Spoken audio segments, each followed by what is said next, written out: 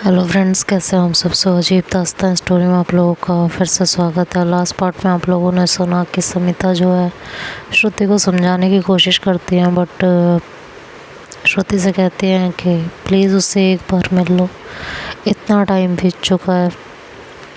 जानती हूँ जो तुमने सुना है अपने पार्टनर को किसी और के साथ सुनना बहुत बड़ी बात होती है, बहुत अच्छे से समझ रही हूँ, लेकिन क्या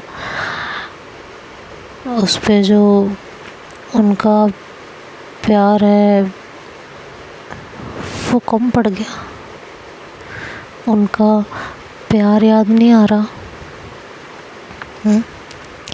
ये महसूस नहीं हो रहा कि उन्होंने आपसे प्यार कितना किया है। बोलो ना। तो श्रुति कहते हैं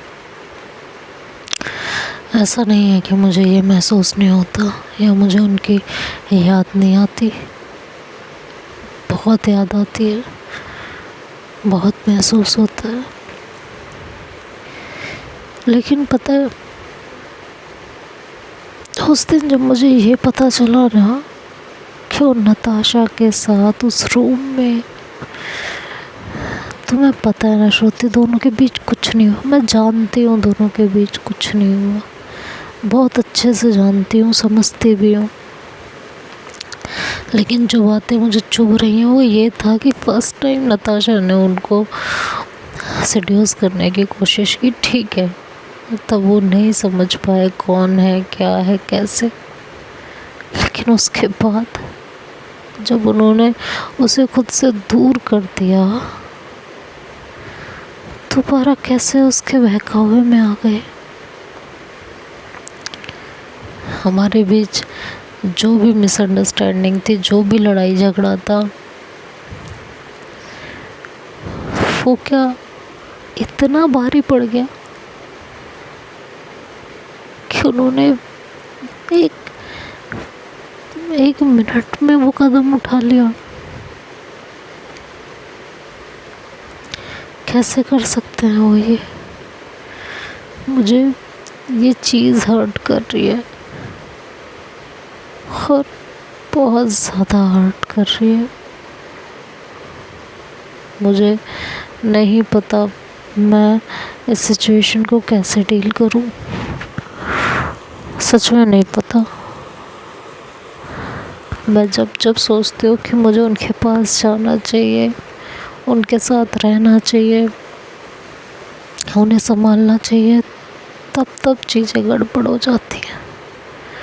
समिता उनकी कंडीशन के बारे में उन्हें बताती हैं, कहती हैं उनकी कंडीशन पता है आपको क्या है? इस समय ये कंडीशन है उनकी, और आप उनके पास अब भी नहीं जाना चाहते। यही तो प्रॉब्लम है ना। मैं जब उनसे लड़ाई झगड़ा कर लेती हूँ, जब हमारे बीच थोड़ी सी प्रॉब्लम क्रिएट हो जाती है, तो वो अपनी ये हालत बना लेते हैं। मतलब उनका तो सिंपल सा फंडा है कि मैं उनसे लड़ भी नहीं सकती, क्योंकि अगर मैं उनसे लड़ी तो अपनी हालत ऐसी कर लेंगे। अरे मैं उनसे रूठ के आ गई, उन्होंने कभी दोबारा मनाने की कोशिश की मुझे? कभी नहीं, कभी नहीं की। एक बार और मना लेते तो शायद मान जाती, लौट जाती उनके पास। लेकिन उन्होंने हथियार डाल दिए, बल्कि अपनी ये हालत करने लगे, ये हालत करके वो ये कोशिश करने लगे कि इस तरह मैं उनके पास आ जाऊंगी। ये चीज़ मुझे उनकी बुरी लगती है।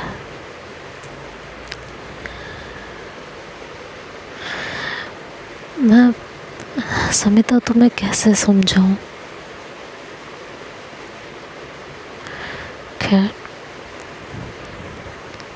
इस बारे में बात करके कोई फ़ायदा नहीं है। मैं उन गलियों को अब शायद बहुत पीछे छोड़ आई हूँ सच में। सच में खाना उनकी कसम कि तुम्हें अब उनके किसी भी चीज़ से कोई फ़र्क नहीं पड़ता।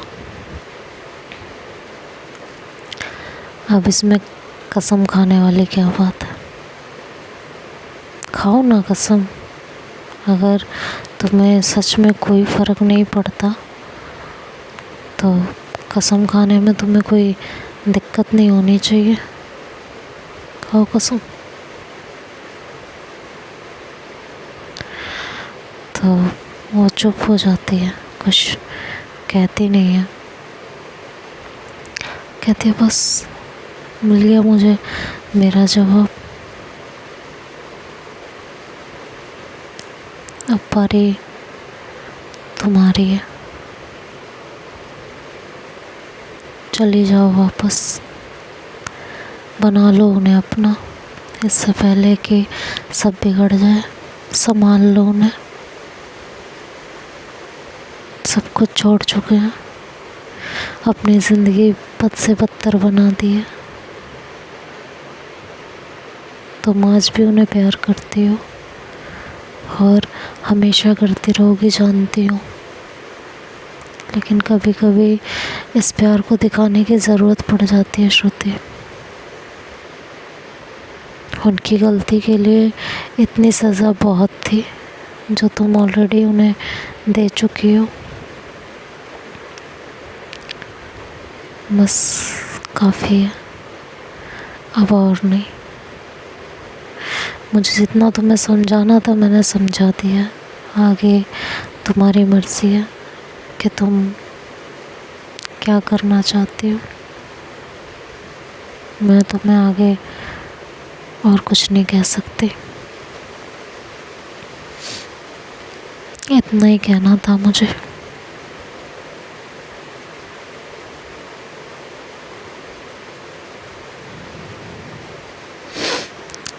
चलो रखती हूँ। ये कह के वो अपना फ़ोन साइड में रख देते हैं। श्रुति बहुत देर तक उन चीज़ों के बारे में सोचती रहती है। कुछ दिन और निकलते हैं, 2-3 महीना और निकल जाता है।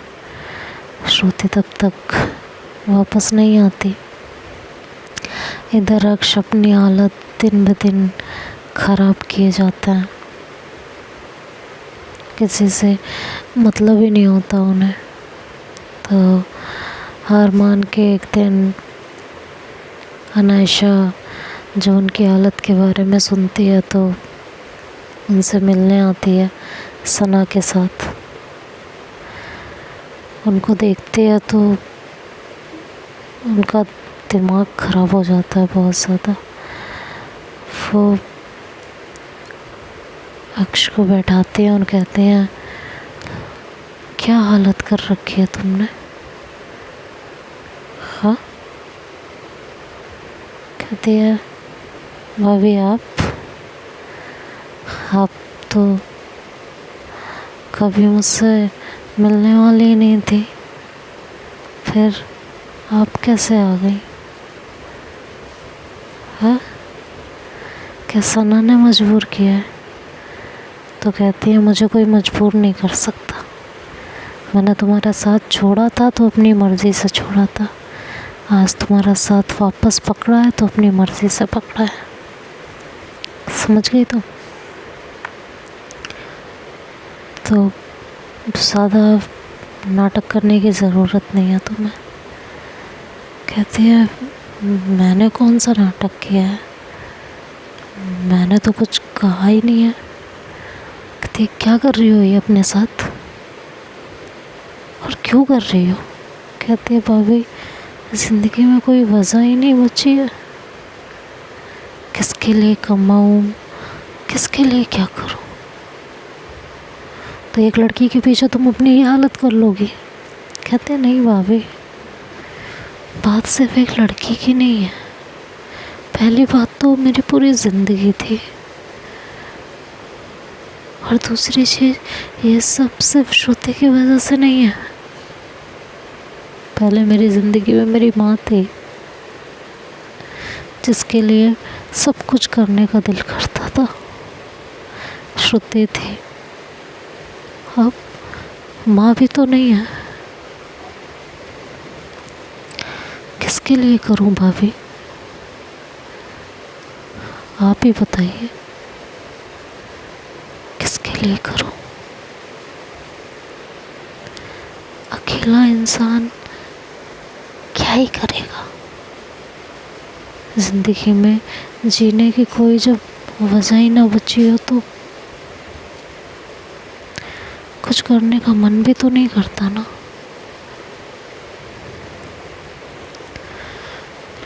तो कहते हैं सब फालतू की बातें छोड़ो, ठीक है। ज़िंदगी में तुम्हारे कौन सी वजह बची और कौन सी नहीं, ये हम डिसाइड कर लेंगे।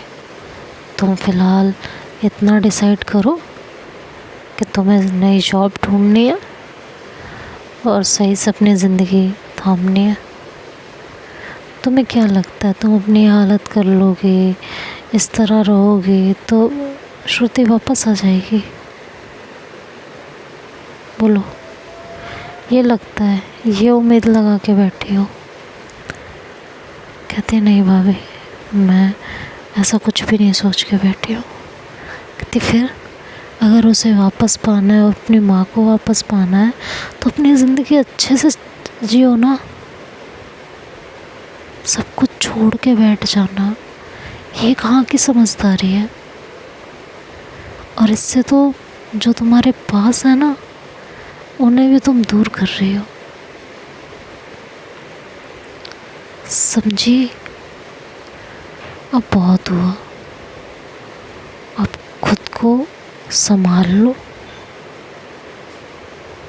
हर बार तुम्हें कोई संभालने वाला नहीं आएगा, कभी कभी खुद को खुद ही संभालना पड़ता है।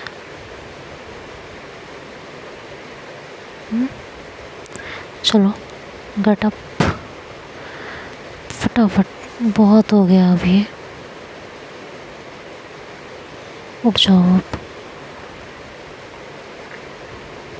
अब अच्छे से ज़िंदगी जियो, खुद को प्रूव करके दिखाओ। इस तरह देवदास बनने से जो खोया है वो वापस नहीं मिलेगा, बल्कि शायद और बुरी तरह खो दोगी। मानती हो ना तुमने गलती की थी? कुछ कहती है मानती हूँ, और अपनी गलती के लिए शर्मिंदा भी हूँ। हर बार माफ़ी मांगने की भी कोशिश की थी, बट वो माफ़ी नहीं करना चाहती। तो अगर अपनी गलती को लेके शर्मिंदा हो तो उसे मनाने की कोशिश करो। कैसा प्यार है, थोड़े से में ही हार गया। भाभी कब तक झुकूं? प्यार में कौन झुक रहा है कौन खड़ा है, इससे फ़र्क पड़ता है। मानती हूँ श्रुति ने जो डिसीजन लिया बहुत इम्पल्सिव होके लिया, उसे सोचना था समझना था, लेकिन एक बात तो फैक्ट है ना, वो तुमसे बहुत प्यार करती है। और जब प्यार हद से ज़्यादा हो जाता है ना तो नुकसान भी करता है, जो कि तुम्हारे केस में श्रुति का प्यार हद से ज़्यादा हो गया था, हद से ज़्यादा। ये हम सब जानते हैं। वो तुम्हारे पीछे पागल हो चुकी थी, उसे सही गलत कुछ समझ ही नहीं आ रहा था। ये तुम भी जानती हो, मैं भी जानती हूँ, सना भी जानती है ना? तो ठीक है ना, अपने आप को स्ट्रॉन्ग बना के उसके सामने लाओ। अब ऐसे उसके प्यार में गिरते रहोगे, तड़पते रहोगे, तो वो कभी वापस नहीं आने वाली। उसे तो यही लगेगा ना, उसके बिना तुम जी ही नहीं सकते, तुमने अपनी ये हालत कर ली है। और जिस इंसान के अंदर रीढ़ की हड्डी ना हो, उसके पास कौन आएगा भला? सेल्फ रिस्पेक्ट ना हो।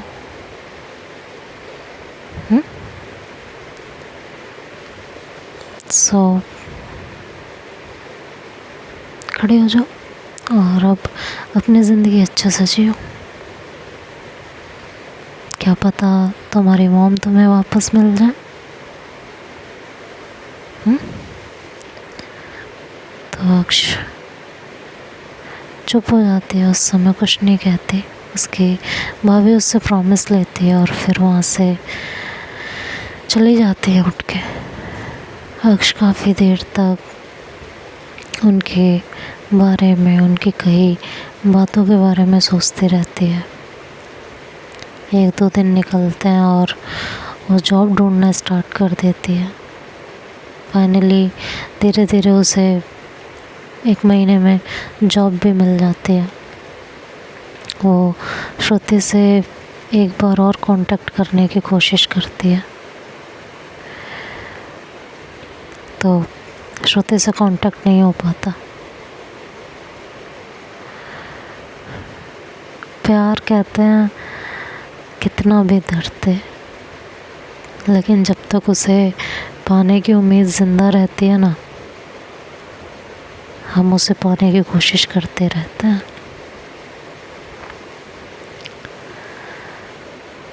वही इस समय अक्ष के साथ हो रहा था। कोशिश करती है दोबारा से श्रुति से कांटेक्ट करने की, लेकिन कोई कांटेक्ट हो नहीं पाता। खैर जॉब स्टार्ट हो जाती है, लाइफ धीरे धीरे ट्रैक पे आने लगती है। हालांकि किसी से ज़्यादा मतलब नहीं रखती, ना किसी लड़की से ज़्यादा बात करती है, बस अपना ऑफिस से अपना घर, यही चल रहा होता है ज़िंदगी में। और ड्रिंक की आदत तो अच्छे से लग चुकी होती है, जो श्रुति ने बहुत मुश्किल से छुड़वाई होती है। बाकी तो पूरी लाइफ रूटीन पे आ चुकी होती है। अब एक दिन ऐसे ही उठती है और ऑफिस जाने का उसका मन नहीं कर रहा होता। उसे श्रुति की बहुत याद आ रही होती है। जब उठ के अपने कुछ सामान को ढूंढने की कोशिश करती है और वो सामान उसे नहीं मिल रहा होता, तो उसे श्रुति की बेइंतहा याद आती है। उसे ऐसा लगता है काश कि वो वापस आ जाए। वो होती थी तो मेरा सामान कितने आराम से मिल जाता था, हर चीज़ ठिकाने पे होती थी, कभी किसी चीज़ के लिए परेशान नहीं होना पड़ता था यार। आज कुछ नहीं मिलता, सब इधर उधर पड़ा रहता है। कुछ नहीं कर सकती मैं, उसके बिना मैं कुछ हूँ ही नहीं।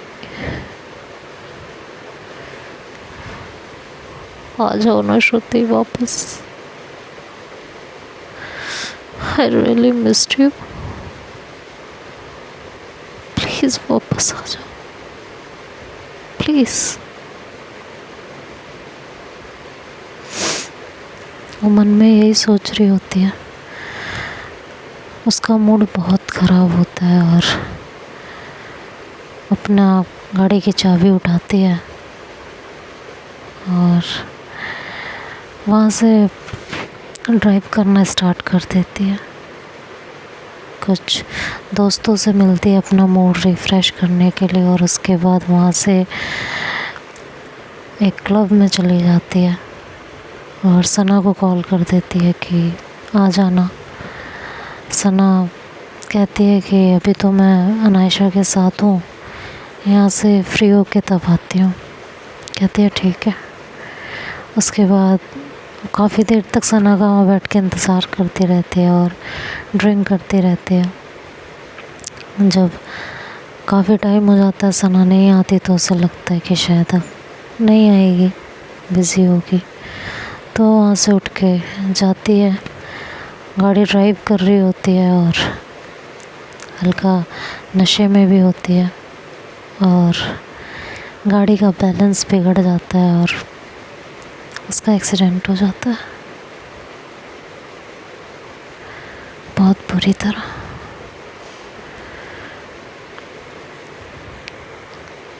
वहाँ किसी को नहीं पता होता कि किसकी गाड़ी है, क्या है, और लोग आते हैं उसे बड़ी मुश्किल से गाड़ी में से निकालते हैं। सब एक दूसरे से पूछ रहे होते हैं और हाथ लगाने से डर रहे होते हैं। एक कहता है यार हॉस्पिटल ले चलो, तो दूसरा कहता है अरे यार पुलिस केस हो जाएगा, जाने देना, मैं नहीं पड़ रहा इन चक्करों में। सब लोग यही आपस में बातें करते रहते हैं और अक्ष के सर से काफ़ी खून निकल रहा होता है। तो देखते हैं अब आगे क्या होगा, ये तो नेक्स्ट पार्ट में सुनेंगे। तब तक के लिए बाय बाय, टेक केयर।